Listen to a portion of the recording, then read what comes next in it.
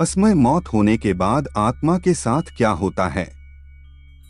जाने अकाल मृत्यु के ये राज। गरुड़ पुराण में उल्लेख मिलता है कि अकाल मृत्यु के बाद आत्मा के साथ क्या होता है। आत्महत्या, गंभीर बीमारी या दुर्घटना में व्यक्ति अकाल मृत्यु को प्राप्त होता है। शास्त्रों में आत्महत्या को महापाप बताया गया है। आत्मा को कर्मों के आधार पर स्वर्ग या नर्क प्राप्त होता है। आत्महत्या करना भगवान का अपमान करने के समान है। बहुत पाप करने पर व्यक्ति अकाल मृत्यु को प्राप्त होता है। जीवन का अंतिम सत्य मृत्यु है और इससे कोई नहीं बच पाया है। मृत्यु कई तरह से आती है। कोई व्यक्ति आनंद से मृत्यु पाता है, कोई अत्यंत दुखी होकर इस लोक से विदा लेता है। लेकिन सबसे भयानक मृत्यु अकाल मृत्यु होती है। आत्महत्या, गंभीर बीमारी या कोई हादसा, यह सब अकाल मृत्यु के कारण बनते हैं। गरुड़ पुराण में अकाल मृत्यु से जुड़े कई रहस्य बताए गए हैं। मृत्यु के बाद आत्मा को कर्मों के आधार पर स्वर्ग या नर्क भोगना पड़ता है।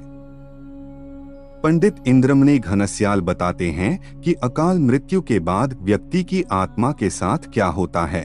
इसका उल्लेख गरुड़ पुराण में विस्तार से बताया गया है। आइए जानते हैं अकाल मृत्यु कैसे होती है। गरुड़ पुराण के अनुसार भूख से पीड़ित होकर मरना, हत्या के द्वारा मौत, फांसी वाली मृत्यु, विष खाने से मौत, आग में जलने से मौत, जल में डूबने से मौत, सांप के काटने से मौत, दुर्घटना में मौत, रोग के कारण मौत, आत्महत्या आदि अकाल मृत्यु के अंतर्गत आती हैं।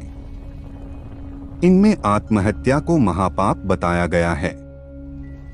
आत्महत्या करना भगवान द्वारा आपको मिले जन्म का अपमान करना है।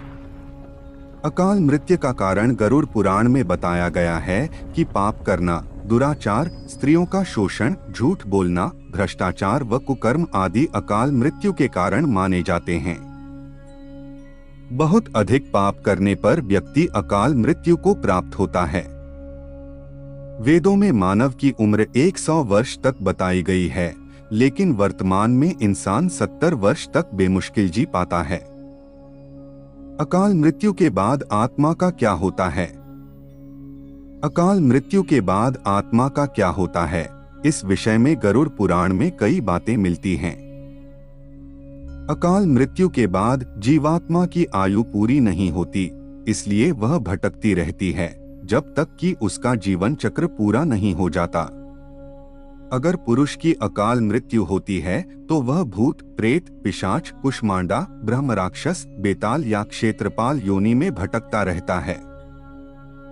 वहीं अगर कोई स्त्री की अकाल मृत्यु होती है तो वह अलग अलग योनि में भटकती है। अगर कोई नवयुवती स्त्री या प्रसूता की अकाल मृत्यु होती है तो वह चुड़ैल बन जाती है। वहीं कुंवारी कन्या की अकाल मृत्यु होने पर वह देवी योनि में भटकती है।